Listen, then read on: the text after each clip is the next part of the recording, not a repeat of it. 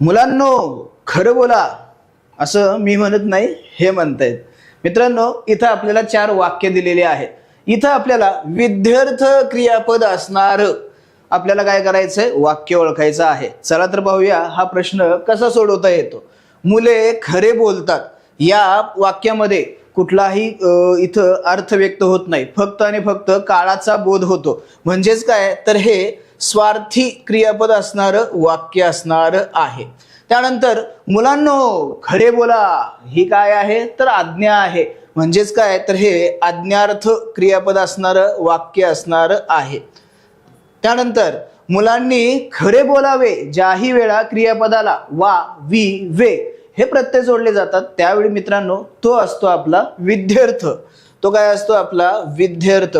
आणि विद्यार्थ्यासाठी आपला हा प्रश्न होता. म्हणजे आपल्याला उत्तर मिळालं पर्याय क्रमांक 3 योग्य, पण पर्याय क्रमांक 4 मध्ये लपलेलं आहे काय तेही शोधूया. मुले खरी बोलली नाही तर शिक्षा होईल. ज्याही वेळा जर तर अशी परिस्थिती असणारे किंवा संकेत असणारी वाक्य असतात त्यावेळी मित्रांनो त्या वाक्याचा प्रकार असतो संकेतार्थी वाक्य.